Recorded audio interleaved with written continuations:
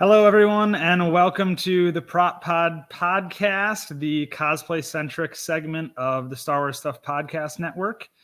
Today, we're going to be talking about Mandalorian armor and how to build it and wear it and all that fun stuff.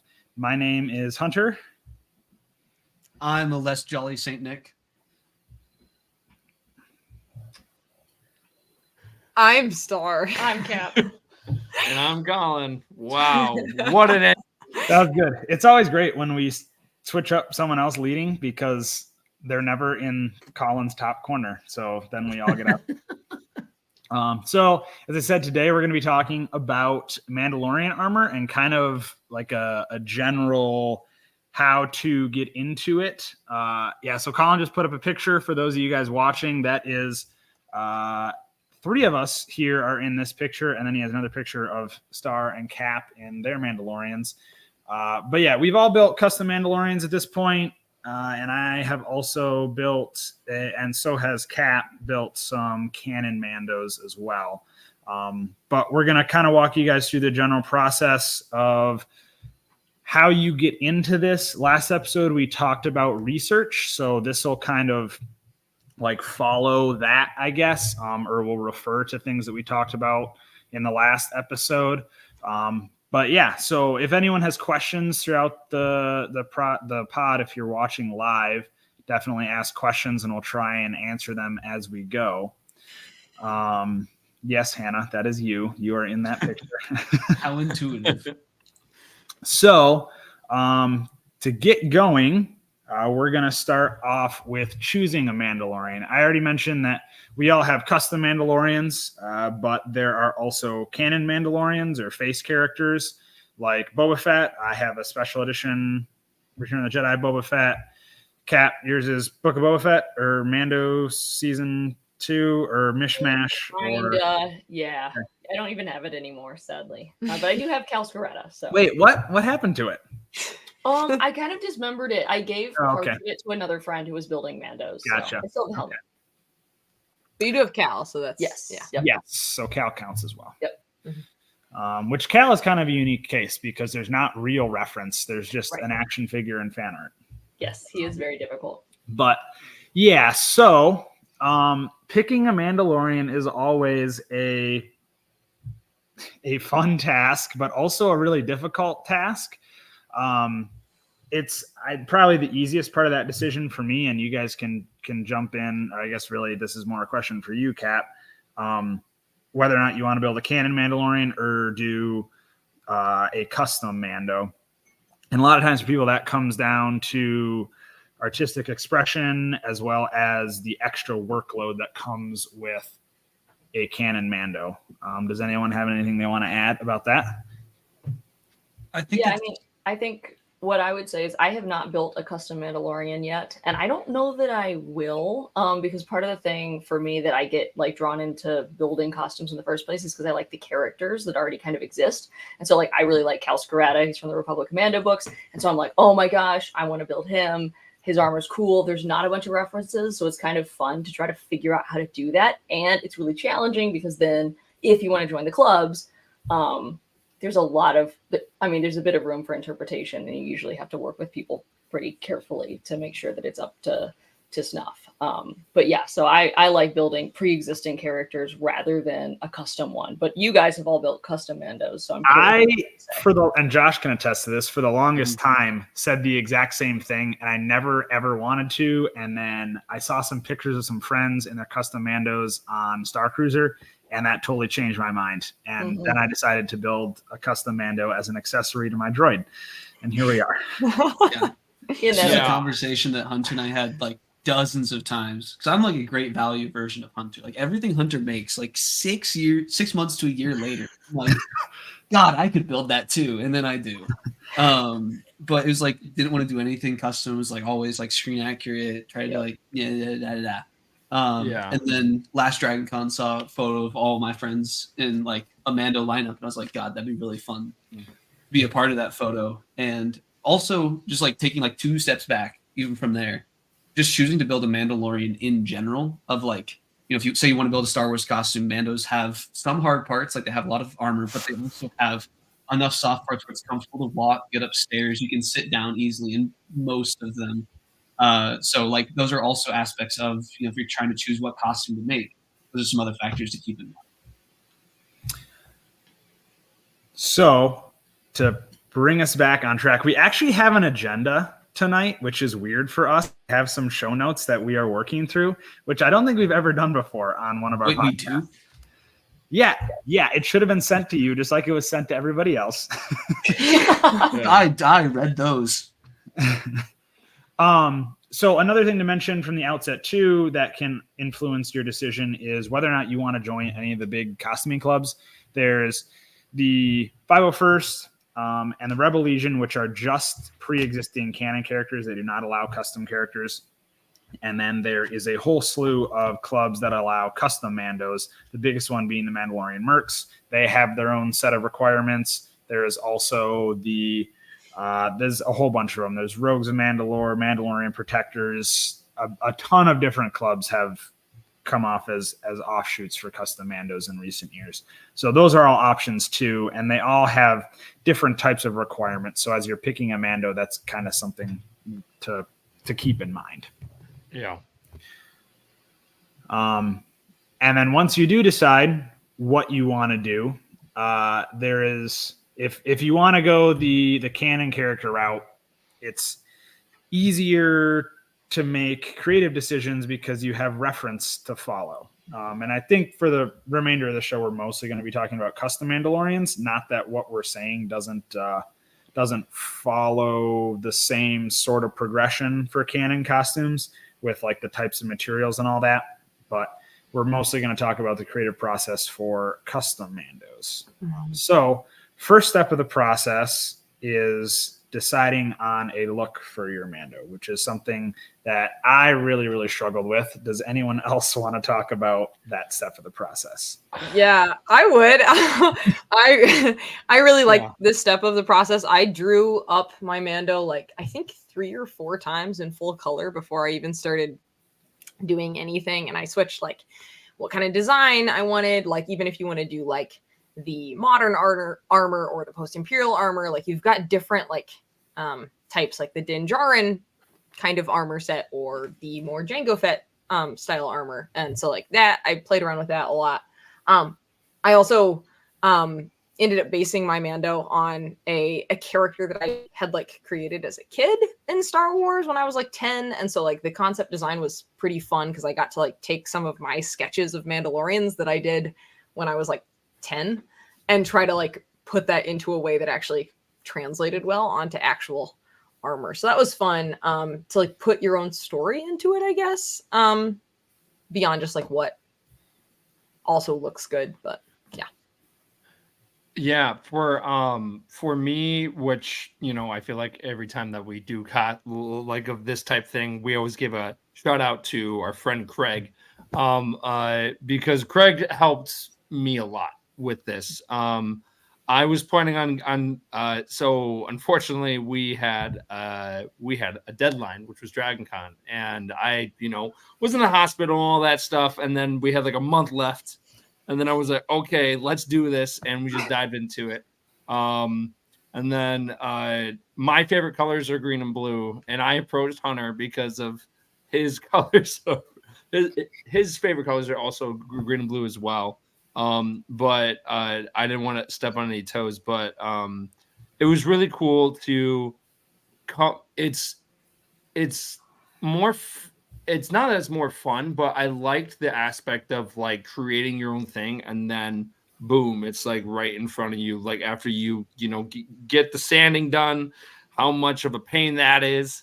And then you get to the weathering part, which I love that so much. I have no idea why, but I went ham on one shoulder pauldron where it's like rusted, it's bronze and stuff like that. And I just weather the crap out of it with like acrylic paint and stuff like that.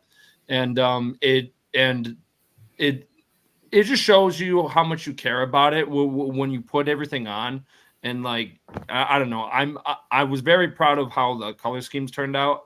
I've got a bunch of stuff I'm adding to it, but I think the most rewarding feeling was probably this picture right here because we all talked about doing this for a very long time. And as much as I loved wearing it on my own, I think it was really cool to like look to my left and look to my right. And we had just a line of Mandos. And that was like a really cool thing. And getting that inspiration from people and talking to people and help along the way was awesome. But sorry, rambling on, but yeah. Not to beat a dead horse, but like drawing out your kit, like just having something visually for you to look at. Like, you get the idea in your head and you're like, oh, it'd be cool if I had this color and this color. But sketching it out or using online in-browser programs like the Mando Designer site, things Mando like that. Creator. I was going to mention Creator. that too. So if you guys are trying to design your own Mando, mandocreator.com, just all one word, no space in there. They have a ton of different armor. It's basically an online coloring book page, and you can drag and drop colors of different armor pieces in and make a blank template and print it out and color it yourself, or you can color it all in browser. And that's a really good way to, especially at the start, because you are sort of limited by what they have in there, but it's a good way to sort of rough out your general direction as far as what type of plates you want and that kind of thing. But it's a really, really good resource. And there's even some armor pieces in there that are based off of things that makers in the community that sell casts or 3D files have, which is great too, because if you want to use that, then it's already in there. Mm-hmm. Yeah. And then another thing I wanted to touch on when it comes to concept development is a lot of the Mandalorians that you see, especially on screen, that are canon designs, they're not like, they're busy. They have things going on. They have paint details. There's like armor plates that have varying colors. But it's also perfectly fine to have some armor pieces that are just there and they aren't like showstoppers. Like, not every single piece needs to completely draw attention or have something dangling from it. Or you can kind of let some pieces just kind of become part of the cohesive build as opposed to having so much detail that it kind of all gets lost. Yeah, the design language of Star Wars is very important in my mind when you're designing a Mando. I mean, sometimes people will do mashups or whatever, and it's obviously a different story there. But looking at existing designs in Star Wars, whether that be concept art or characters in the shows and stuff, and trying to think about like the balance of negative space to armor plates to accessories and all that is an important thing to think about. And all that comes into play during the concept development stage of this.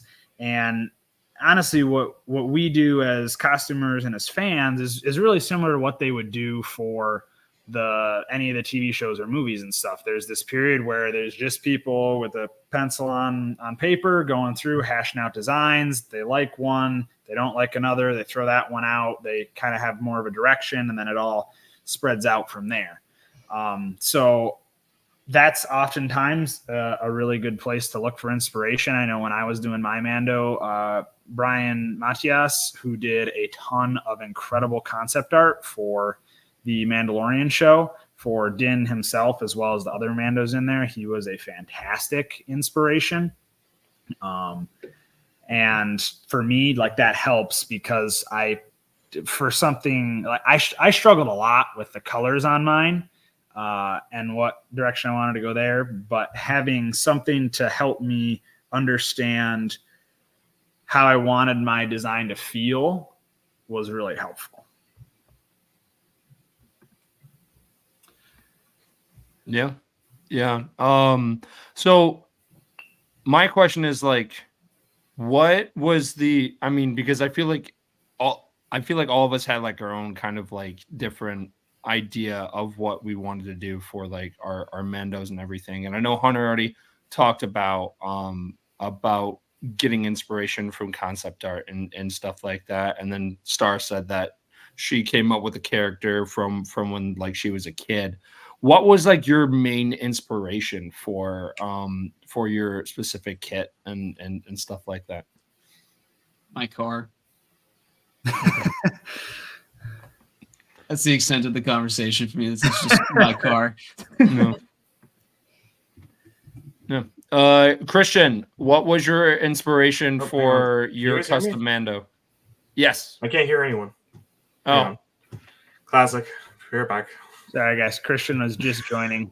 He was running late for the commute. We can throw Christian into the fire in just a second here. yeah. So like for me, I looked at the concept art. Like I said, another big inspiration was specifically Boba Fett because I love Boba Fett. And then the colors, I pulled the yellows and blues from my droid because I wanted him to match Stu. And then soft goods inspiration came a lot from the 1313 concept for Boba. Yeah. That's where I got my idea for the waffle pattern on the Black Vest. So sad we didn't get that game. I know, dude, it hurts. Yeah. One other thing I want to mention, which we kind of touched on, but one other thing I want to mention before we go forward is cohesion with your design too. So some people, like, they get that cohesion through a story. Like you think, hey, my Mando is, and you'll see this in the Mandalorian Mercs Costuming Club. There's subgroups of it called brigades, and they have like a theme for their Mando. So there's Beast Hunter Mandos or whatever, or like Jedi Hunter Mandos, and they will have armor parts and accessories that kind of lend themselves to that task or whatever. And that's sort of the story that you build your Mando with. And some people will write a whole backstory for their Mando. That is not my thing. I know some people really like it, but it's not personally my thing. But even if you don't have a story, you do kind of want to stick with a cohesive theme through your Mando, at least. Yeah. I think Craig's armor is actually a fine example because he has a phase 2. He's got phase 2 clone armor parts, like part of his kit. So I believe his back plate is a 501st clone, and then his left shoulder pauldron is as well. So, yeah.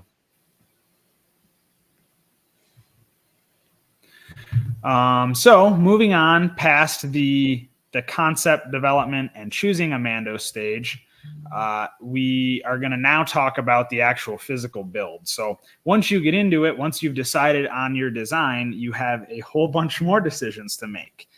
And a lot of those come with your materials that you use for this. So there is many, many different things you can build a Mando out of, depending on your budget and the level of fidelity or durability that you want for your build. You can even start with just things like cardboard or foam, which are pretty cheap and accessible to work with. And then you can get into things like Sintra, which is basically, it's an expanded polystyrene plastic. It's kind of like a step between foam core and an actual plastic, but it's a thermoplastic, so it's really easy to cut shapes out of. And then you can heat form it to match the contour of whatever part of your body it's going to go on. There is ABS or HIPs, like your normal vacuum formed plastics that you would see armor kits pulled out of for canon characters like Boba Fett. Pretty much all your kits are going to be vacuum formed pulls out of HIPs or ABS. And then some makers that sell those will also sell just blank plates without the Boba Fett dents and stuff like that. You can 3D print stuff, which has become super, super popular for the post-imperial style that you see in the Mandalorian show, like what Din Djarin wears, and then similar designs to that where the plates are a little more segmented and layered and angular. Printing lends itself to that, as does resin cast pieces. And then, of course, you can go super hardcore and make your armor out of metal, whether that be aluminum or steel. My plates are aluminum. I did not make them myself, though. My friend Matt made them because that's like what he does for a living. He works with metal. If he did not, we worked out a trade. Like I did a commission for him, and he built those for me. If I didn't do that, I probably would have done a print or a back form cast. But I'll let everybody else talk a little bit about how they decided on what their Mando kits were going to be made out of. Well, I'll be honest, I did not even consider anything beyond ABS because that's what the clone kits are made out of. So like, because I build clones, I was just like, oh, I'll just find an ABS kit for a Mando. And I have no regrets because it's pretty easy to find ABS pieces for everything you need if you're doing a Jango Fett style or Boba Fett style, which is what Cal is. So I could find all of those pieces really easily. It does get kind of expensive, but I think it's worth it because it's really easy. You don't really have to sand down, you don't have print lines to work with. You just sand it quickly and paint it and you're good. You might have to heat form it, but it's so easy to work with. So I really like working with ABS. I printed my entire kit. It's Hunter has been recommending me to get Pet G. I haven't tried it yet, but for Pet G or PLA Plus. We should probably talk about 3D printing materials as well. Yes. Do you want me to do that now, or do you want me to do it after you talk about printing armor? Or someone else talk about right. Let me talk just super quick. Yeah. So this is PLA Plus. And I recommend that. Again, I haven't tried Pet G, but I will say PLA Plus, to me, it saves a lot of time in sanding. Just because I jumped from like the normal PLA and then I jumped to this and I saw like a big difference in like a time frame for sanding and stuff like that. So I can't say anything about Pet G because I haven't used it yet, but Hunter's been saying that I should use it. So yeah, Pet G is great. And actually I have not switched to it myself because I'm working through my stack of PLA Plus that I ordered in bulk. But there's different materials you can print in. PLA is the easiest to print in, but it is also the least durable. And it has a lower melting temperature and glass temperature. So because it has a lower temperature, the friction from sanding it kind of makes it pill up a little bit. And that's why PLA is a little bit harder to sand. So you just have to spend more time filling it instead of subtracting the plastic to flatten it out. Then there is PLA Plus, which is a step up from that.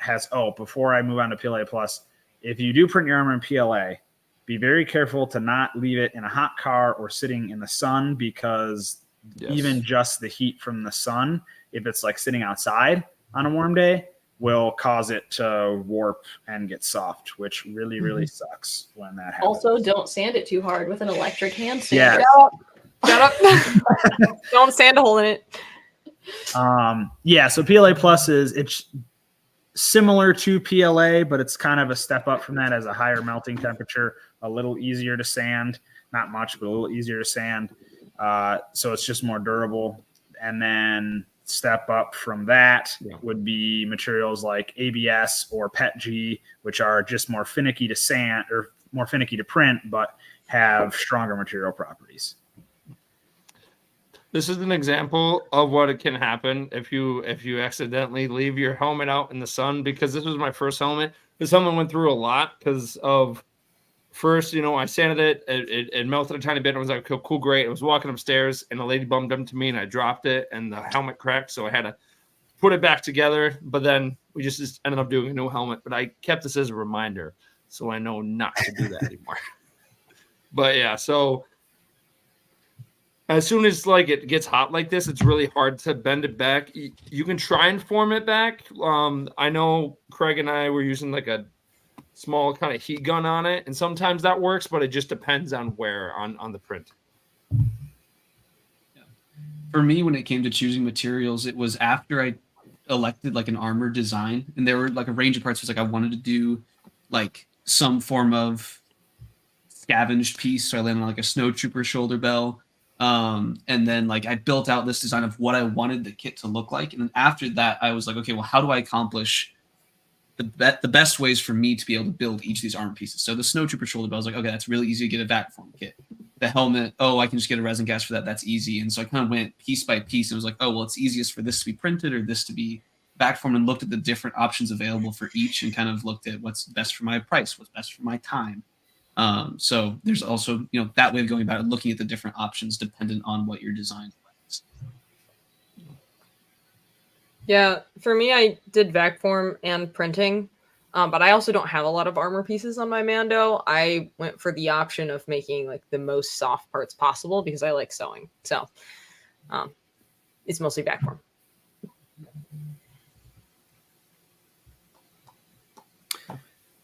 Cool. I think that covers everybody for materials and stuff. The next thing we wanted to talk about was, well, do we want to talk about like how you actually work with those materials at all? We kind of talked about sanding, but do we maybe want to get in and because I think this would be a good segue into what Star was talking about of getting into the soft parts. sure. Sure. Yeah. Star, take it away. Wow. Okay, so yeah, Mandos have lots of soft parts. You have to have a flight suit and a flak vest, and obviously like gloves and boots and stuff like that. So I think a lot of times people like commission them or like get them on Etsy and stuff. I don't know. I ended up sewing both of our flak vests, and parts of my flight suit and stuff. But it's partially because I like sewing. I'm not sure exactly what to say about it beyond I use like a thick canvas or leather for flak vests often. And like those seem to be pretty durable materials. I'm seeming directionless. I'm sorry. That's what I got. No, No, well, you're good. it depends on what you're going for, right? Because you guys are talking about the custom Mandos. I'll pull us back to the Legends characters or whatever. Like for me, I had to have a leather. Oh my god, it was awful. The leather black vest thing, and that thing, like I could have got it online, but it was like $200, and I was like, I don't want to spend that. So she found this leather material and sewed it with this really old sewing machine from the 70s. And it's it not worked for out. leather. It looked so good. It turned out perfectly. It was great. So I'm just really glad that there is somebody who can sew. That is you. But if you're doing a custom Mando, you could use leather, you could not, you could use whatever. Some people quilt this stuff. Like it looks really cool, like that checked pattern that you were just talking about on yours, Hunter. Like a lot of people have a whole bunch of different patterns, all over there. I think the important part, especially with flak vest, is finding something that's durable. So you don't want to just like mount your like armor pieces on super non-durable material because they will sag. And so you have to make sure that if you are going to make it yourself, you're probably at least going to need 2, if not more layers. Like I ended up quilting mine. So I have 3 layers of canvas and then also like quilt basting that I actually went through in details stitched like quilting into to actually keep it kind of coherently together. So just make sure you're using something like durable for that. Yeah, the quilting is a good point too. So like traditionally, and I'd say traditionally, but I'm really just thinking about Boba Fett. The original Boba soft goods were a cotton twill for the base flight suit, and then it was a cotton tackle twill that was quilted with some batting in there for the flak vest, and that gives it the strength that you were just talking about. But you can do flight suits out of all kind of stuff. Mine is... What is mine? I think mine is like a stretch duck cloth or something. I didn't do mine because I'm afraid of sewing. I'm not as brave as Star. But so there's no shame in commissioning certain parts when and this doesn't just go for soft goods, this goes for everything. If there's like certain parts that you don't necessarily feel comfortable tackling, if there's no shame in commissioning other people to do that, whether that be the soft goods or like getting the armor pieces prepped for paint or even having someone else paint them for you. But yeah. I didn't make my soft goods. My mom won't teach me how to sew. So just get a mom, I guess. I think we kind of Star kind of segued us into mounting stuff, and like strapping, which we weren't going to talk about until after painting, but I think we should talk about that now since we're sort of on the soft goods.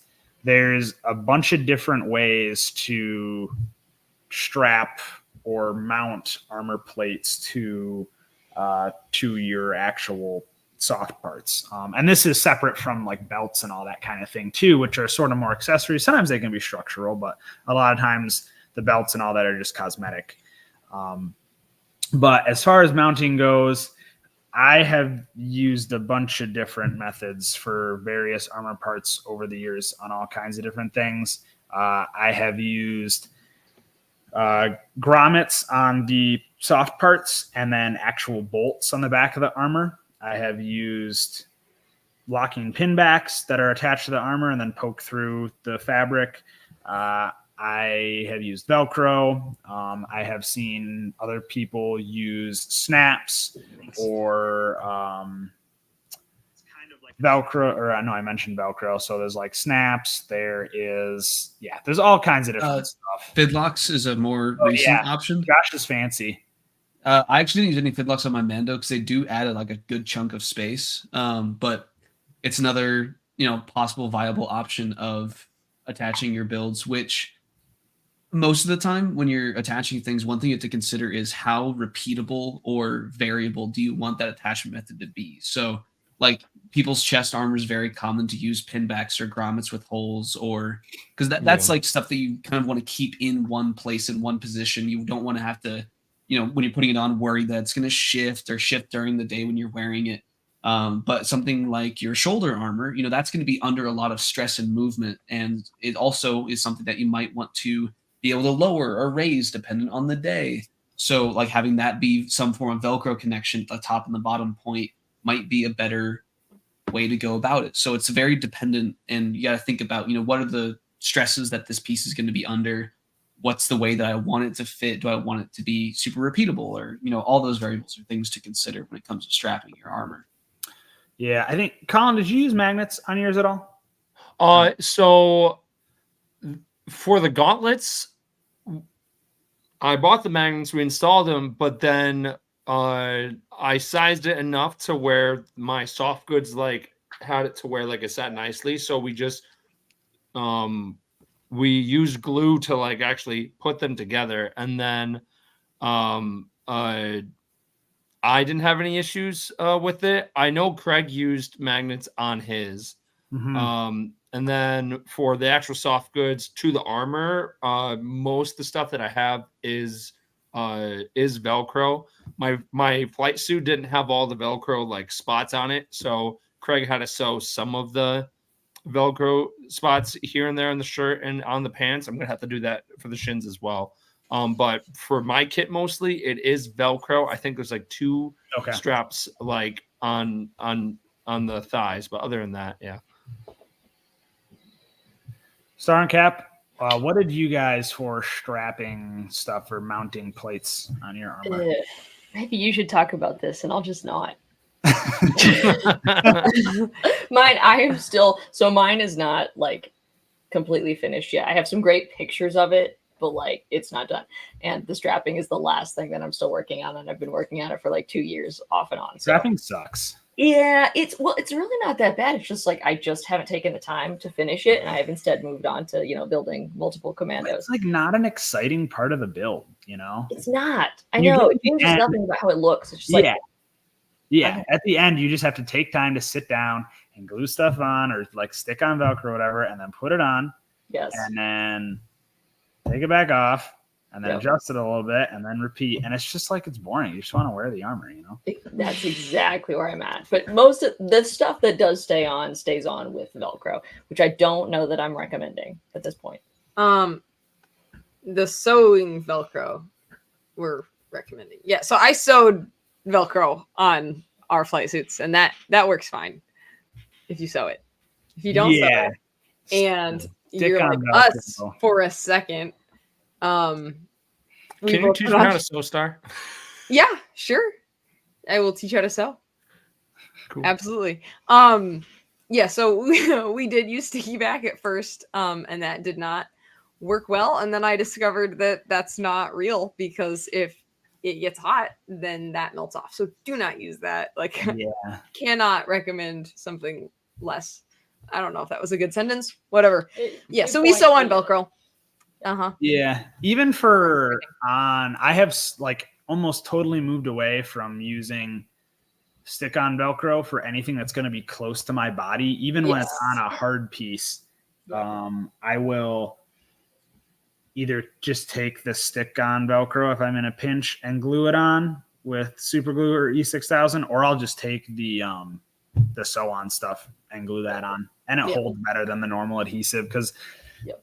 that stick-on Velcro, there's the Velcro, and it doesn't have a normal fabric backing. It's like a sort of a thin plastic layer that's really smooth. So the adhesive will actually separate from that smooth backing if there's a little bit of heat and moisture, which happens when you sweat a lot in armor. Yeah.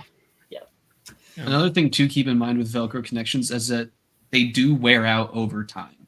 Yep. So Yes. if there's Same something black. that you're putting on, yeah. So if there's something that you're like, I'm gonna take this on and off dozens of times, or you think it might be something that might pop off from time to time, maybe Velcro isn't your best option there. If you're planning on wearing the kit for a few years. I mean, if you're putting it on once a year for one convention, don't stress about it. Yeah. All right. Now, should we move on to painting? Yes. All right. This is a fun part. Painting's fun, Hey. unlike trapping. Painting the kits are fun, and you should do it. Yeah. We talked a little bit about like in the concept design about choosing, how Mando looks, and especially when it comes to color theory, choosing like a handful of colors that your kit shares across multiple armor pieces is really, really important. It keeps it from being too busy. It also helps connect your kit together, and it doesn't need to be the same. Like, so Hunter and I both have kind of a reddish brown gauntlet and like a handful of other pieces that are that color, but not everything is. And it's not like both gauntlets have to be the same color, what have you. But choosing like 3 primaries and maybe a handful of secondaries can really help cohesively build a kit, and so it all looks like it's meant to be on one person. Yeah, and there's also that look too. You mentioned earlier with your snowtrooper shoulder, Josh. Certain parts you can almost make it look like it was scavenged from somewhere. Or you look at Boba Fett too, with his red gauntlets on the Return of the Jedi kit and splashes of color in there. It's I don't really know. Do you guys know how to describe that? Like that balance of, hey, this color is different enough, but it still kind of like it doesn't clash. I don't know how you describe that.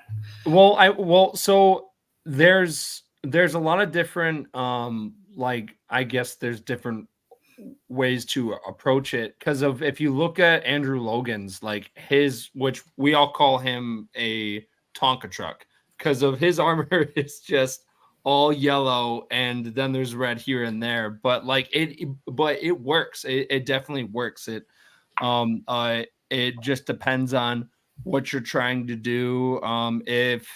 Which I just noticed this, and I don't know why I didn't earlier, but Hunter is right. Like he got a lot of inspiration from the 1313 look, and it works great. Like of just coming up with your own stuff, just making sure it's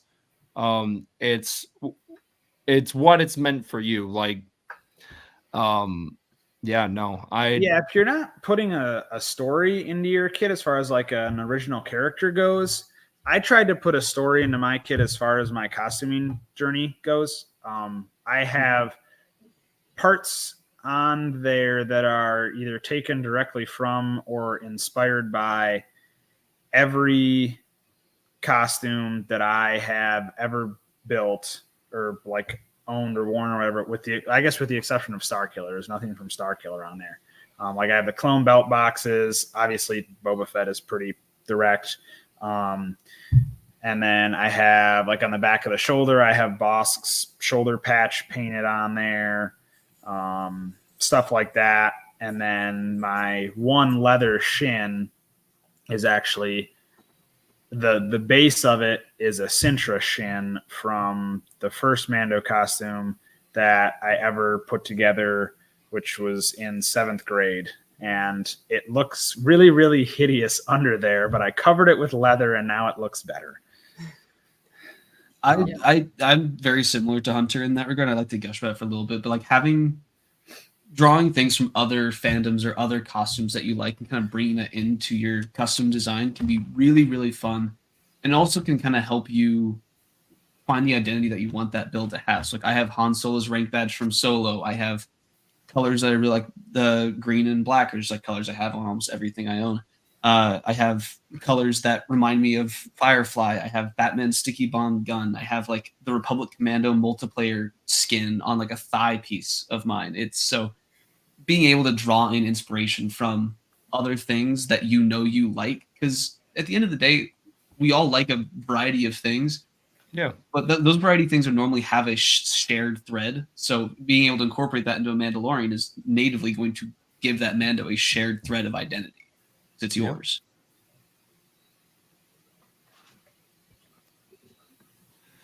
Yeah. Huh? Well, I'm sorry. Go ahead.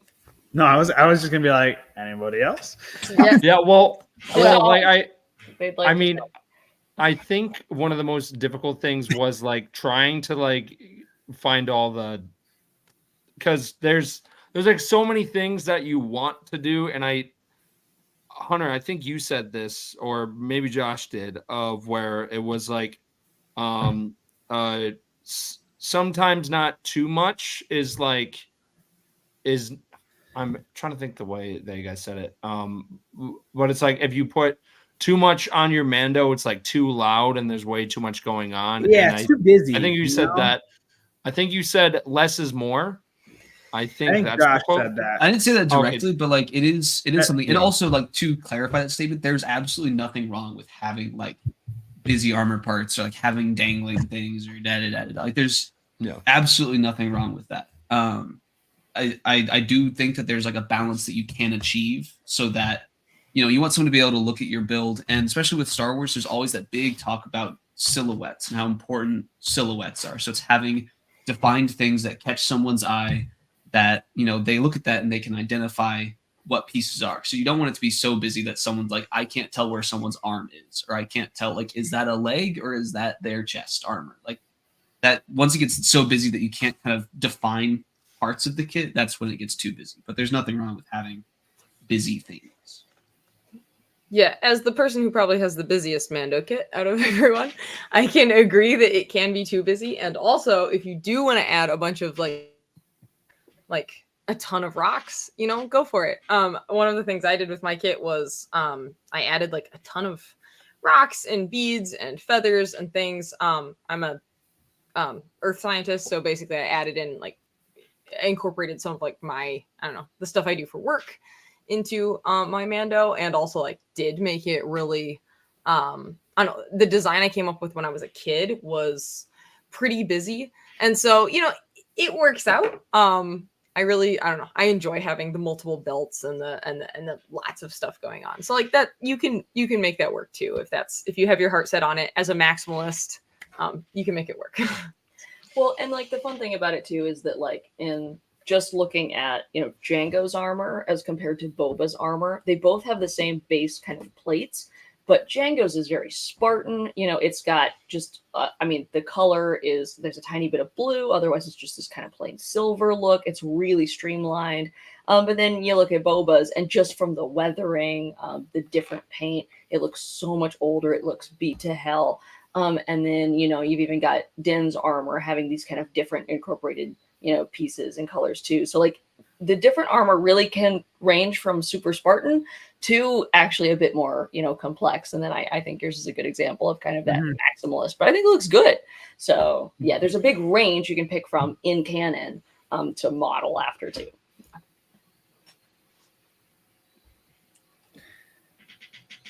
Yeah, trophies are a good point too. Cap, you just mentioned Boba. In the original trilogy, Boba really likes to accessorize. He's got all kinds of different stuff, multiple belts, braids hanging off his shoulder, so many pouches, just an obscene number of pouches. Pouches are necessary, dog. Like they are great. I have so Boba Fett sidetrack here. There is ESB Boba, and he has 8 pouches. And then there is the Return of the Jedi boba, which has more pouches, but it varies scene to scene. And then you get the special edition Boba Fett, which was kind of a hodgepodge of the Empire kit and the Return of the Jedi kit. It was basically whatever they had left over closest to each other in the archives, and they threw it all together when they filmed those additional scenes in the 90s for the special editions. And I don't know what they did, but they were just like, yeah, let's grab all the belt pouches. So special edition Boba Fett in some of the promo material or shots has up to 14 pouches on his leather belt. And I put it on, and I feel like the Stay Puft Marshmallow Man, but I can hold so many snacks. Well, so do we So- actually know the canon answer of what he has in all those pouches or no? No. I'm sure probably some visual dictionaries say stuff or whatever, but like, I don't know. Wow. 14 pouches. Me as Boba Fett, I like to keep snack size Rice Krispies in there because they're the perfect size. I keep candy in my pouches. Yes. And I There would is get it. nothing on the interwebs of canon references as to what he has in those pouches. However, I will note that as someone with a physical detestation of holding things, pouches is awesome. Yeah. No. So something that we kind of like went back into design with painting, which is great, and that was fun to talk about. But I would also like to hear about what your guys' like your painting techniques. Like, what do you use to paint? Beyond paint. Sorry. Paint. Who wants to go? Should I go? Do it. I can go if you want, Hunter. Or we can alternate words and see how poorly that goes. That's not gonna work. Let's not. You can go ahead. Yeah, so I generally use rattle cans to paint. And for weathering purposes, build those up in sequential layers. You can also do weathering topic. So this particular weathering that I'm talking about is for paint chipping, when it looks like it's worn away on Boba Fett, like he's got all those different colors on his helmet. You can start with like your base silver, whether that is your base material, if it's metal or something, or just a base coat of silver paint. And then you mask off either using a masking fluid or tape or whatever, what you want to stay that color. And then you spray the next color on top, and then just repeat that until you get to your top coat. Or you can, like, if your base material is durable enough, you can actually like sand or scrape it away, and then you end up with exposure to those lower layers. And then on top of that, I will weather using all kinds of different stuff. I like to use acrylic washes. I know Josh lives and dies by oil washes, and Okay, it's not like full like the washes. Like I do acrylic washes on everything. And actually, Colin, if you have the photo of all of us in a line, if you could pull that up, please. If you actually look, so I'm the Mando second from the left. The Mando right next to me, Craig, amazing kit. We actually use the same green spray paint. I just have you a did? very reddish brown wash over top of that and a black wash, both acrylics. And it's a really good example of being able to look at that and see just how different it can change the tone of your armor. I think also washes over the entirety can help bring some colors together. If you have layered colors, it kind of gives them, it's like putting a filter over a photo. Yeah. where it kind of helps everything feel cohesive a bit more. And But I think that's a in really good general- example of seeing what washes can do to a kit. Yeah, in general too, washes, in addition to sort of like that tinting or whatever you want to call it, I guess that we were just talking about.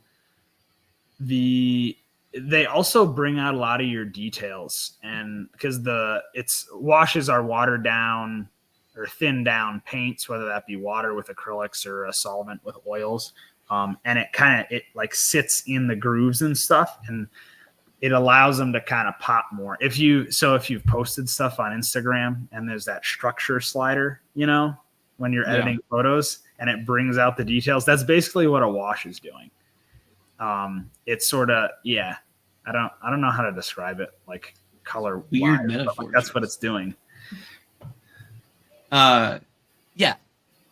I don't know what that's good. Oh yeah, and then so acrylic washes are great. I really like oils topically added to like very specific places. Just like water-based oil paints for oil painting. I don't really like, it's self-explanatory, but like it's really nice to use for like adding, especially like adding into over stuff that's like metal and supposed to be like really greasy or really dirty. They have this kind of really weird like reddish appearance to them if you like really layer them up, or you can do them really lightly, and it can be in a lighter color. You can do dust. They work really well for like clone ears in that way. But just brushing on oils over an acrylic wash, I think you can help accentuate areas you really want to be really, really dirty, and they help you give you a lot more control because they take a while to dry. So you can put it on and like put it a distance away, which also that's a very important thing to bring up is when you're painting your kit, you're looking at it like from inches away. And unless you're like hanging out with your homies, no one else is going to be looking that close at your kit. Like try and set it up, go like, 10 feet back, 5-10 feet back, and take a look at it from there and make sure, you see the details that you want to see, the details that you don't want to see are kind of like hidden, and everything feels nice and cohesive and visually like easy to look at. So that's something also when you're painting stuff, take some time away. It's important. Yeah, I'm sure a lot of people listening here probably also listen to the Dad Batch podcast. Brian from the Dad Batch, he really likes to say the 10-foot rule, and that's something a lot of people follow. And that's a personal preference thing too. Like I tend to just sort of get lost in the paint details. And I probably follow more like a 2-foot rule. But it's really up to you. But that goes to show like, you can build a kit following the 10-foot rule and it looks fantastic on photos and you see it in person and everything. And it can even look really good up close too. But yeah, it's just sort of personal preference with what level of fidelity you want to go into. Yeah. And that's just to clarify the 10-foot rule that I was trying to bring up is that like, sometimes if you want some things to be like extra dark so that they do pop from 10 feet away, because from 10 feet away, some details get washed out. So there's sometimes you want mine like up the contrast so that up close it looks good, but also from afar you still get those details reading through. That's what I was trying to get across, just to rephrase that. Yeah. Speaking of acrylic, that bronze pauldron is pretty much all acrylic paint. Like that's like I went home. What was the base color on that, Colin? Yeah, Colin, what was the base color? I mean, attack red. Well, I guess are you saying that the bronze color itself was acrylic, or that you sprayed down bronze and then? So no, I believe underneath is primer, and then I just went ham with like a bunch of acrylic paints. Whoa! Wait, gold primer? No, it was not primer. Underneath was not like I think it was silver. I think, and in my defense, I was at Craig's I got home at 11 p.m. and then I was up until 4 a.m. just using like brushes and stuff, just going with it, and I just kept mixing stuff, and then it turned out bronze, and I was like, okay, I like Colin it. Woke up at 10 a.m. It was like, what does my Mando look like? And forgot the entire previous night's events. No, I mean, blacked out from the spray paint. Well, that's what it felt like because of, in a way, which I don't recommend this, and I know this is kind of going off topic, but try and do your stuff ahead of time. Just get it all done ahead of time. Do not get it done like a week before the con, because that was my mistake. And I felt like there were things that I wanted to do that I couldn't do because, technically getting it done right before the con is still getting it done ahead of time. That's true. And I don't know if you guys do this. You guys probably don't. And Josh is going to get at me for this. But I sometimes will not quite have things finished, for cons. And then I will wear them to cons. And then, hey, shut up. Sometimes things will fall off. But what I do get is a bunch of pictures and a bunch of angles, a bunch of videos. So I can see how things are looking, and then I can look at those later. Stop it, Josh. My breastplate for boss started falling off at Dragon Con because it was Velcroed. But anyway, then you can look at it and you've got a really nice, record of what you look like from all these different angles, all this different lighting. And so I can go back in and paint more and restrap some things. So I have no problem doing that, but yeah. The strapping is a really important point too. Every kit that I've ever strapped up, I have always redone a lot of the strapping after the first wear. You're going to. It doesn't matter. You will, restrap it. Yeah. Yeah. Yeah, I You went. got- Oh no, everyone was just like, no, I was just gonna add that like I went in with like a lot of acrylics and did like really detail Yeah. additions to my kit. So after you're done with all the spray paint layers, which I did the same thing Hunter did with latex weathering and like building up layers and doing a masking fluid or whatever, you can go back in with like acrylics and yes, do a wash, but you can also go back in and add like a bunch of little details and stuff with those, as long as you clear coat them and you don't stand in the rain. Yeah, that's true. it only Make rubs sure to off clear if coat. you rub things. That's right. Yeah, so clear coat is the last thing I was going to say, because if you put those details on, Yes, that's a good don't thing to remember to mention. be sad when you realize that you painted a bunch of tiny Yeah. little lines and then they start to wash off. So Yep. clear coat. Yeah. The other thing is, which I knew this before because of with my TK, whenever I would bump into things, it would leave scuffs. Just get prepared to get some extra weathering, because after Dragon Con, I looked at my helmet and I was like, I got some weird colors on there. And then I was like, oh, that is from Size Kit.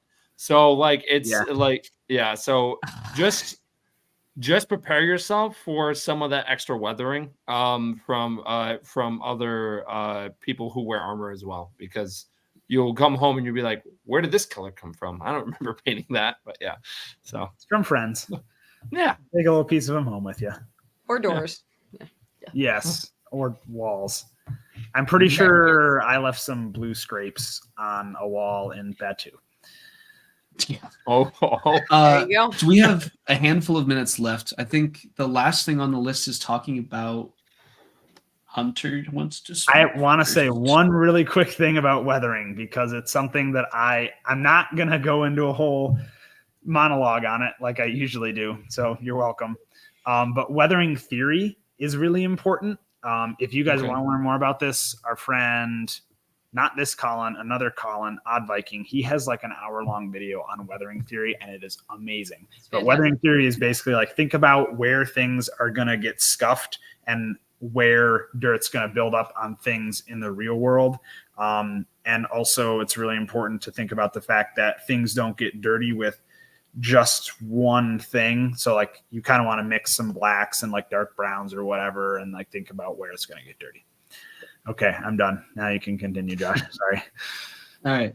I think the last thing on the conversation list was talking about accessories that you want to hold. Now, I hate holding things. We've established this. So I have a knife. You broke my blaster.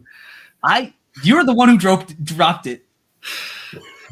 But aside from that point, I have a knife that I can hold in my shin armor, and there's other people that like carry around pistols or have a holster for it, or carry around rifles or spears or this and that and the next. I also have like a pouch for a stool, because I have stool. But when it comes to accessories for your kit, what are things that you guys looked at and wanted to incorporate, and why? Mine was just my Bosk blaster, because I didn't want to buy another blaster, and I also like Bosk's blaster. I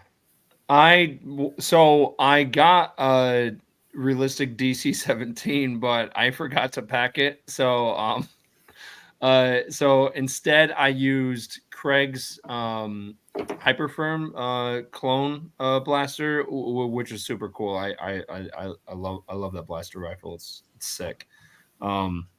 But it just depends, because I also wanted to do like a DC-17 like Han Solo, but then I thought that was kind of on the nose for like Han Solo. So I don't know.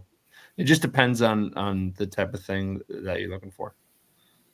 And of course, if you're building a canon character, there are probably very specific weapons that you need to have. Yes. So I've got a Westar and I have a knife. Both of those, like, I have the holder and the sheath, and so I do not have to hold them, which is also great, because I do also hate holding things, like Josh. Yeah, most of the time I didn't even carry my blaster, because I'd usually be dry. I built my Mando, so I have the ability to pilot my droids and maintenance them if needed in kit. So yeah, I guess the droid's an accessory. More like I'm the accessory for the droid, but yeah. I think that's it for this episode, right? Yeah. I think we already kind of talked. The last thing on the list was clubs, or like what to do with your armor when you're done. Oh yeah. We Okay. did already kind of talk about clubs, but if you want, you can always just wear your armor for photo shoots or to cons and stuff. But if you want more chances to wear them and kind of give back to the community through charity avenues, you can join those clubs that we mentioned. So for Canon kits, again, that's the 501st or the Rebel Legion, and for custom stuff, you have the Mando Mercs, you have the Rogues of Mandalore, you have Mandalorian Protectors, Clan Shroud, all of that kind of stuff. But yeah. Yeah. Well, there you go. And if you ever have any questions, like reach out to the people that you know. Like again, I probably wouldn't be able to get my kit mostly done if I didn't, have the help and support from friends. So asking help does go a long way. So yeah, and I guess I won't speak for everybody. I'm always open to people asking me questions and stuff. Like send me a DM on Instagram, or just ask. And sometimes it's more helpful too if you like ask in the comments of a post that has the kit that you have a question about. Yeah. And I'm out. I just like to geek out about armor, so I'll answer your questions. Yes. But it does help to be specific about questions too. We talked about that a little bit during the research episode. Yep. Which going back to that as well, there's a bunch of different Mandalorian costuming groups on Facebook where it's just like a bunch of people on there, like, and if you just put questions out there, hundreds of people will answer, like being like, oh, well, this is how I did mine. This is how I did mine. And that's so helpful to get a bunch of different perspectives from people. Sometimes more perspectives than you want, but you still get them anyway. That's how the internet works. Yeah. So yeah. Any closing thoughts? Josh, you can't say anything. Anyone else with like closing thoughts? No? Anyone? Okay. You can find us. Thank you to all of our Patreon supporters. You can find us on Patreon at Star Wars Stuff Podcast 2187. Patreon.com. We got some great stuff on there, including Clover's commentary. So if you want to see us all unfiltered and talk about Star Wars and Jar Jar and all that Clone Wars stuff, go and check that out. And then we're also on Instagram at Stuff Pod. We're also on X at Stuff Pod. And then we're also on TikTok. Search Star Wars Stuff Podcast. Also email us at starwarstuffpodcast@gmail.com. You can also go on Facebook, Star Wars Stuff Group, Star Wars Stuff Podcast page, and then go on Twitch, Star Wars Stuff Gaming, and then you can also go on Apple Podcasts, give us a review. We love hearing back from you guys, and then go on our website, starwarstuffpodcast.com. Basically, anything Star Wars Stuff Podcast, go and check it out, and then you can also find the end of a drug commercial where they list Yeah. off all the side effects. Like $19.99, right? Like that's the cost now. Uh-huh. Plus shipping and and then- handling. Buy now, then- get one free. There you go. And then you can find all of us, on the link below.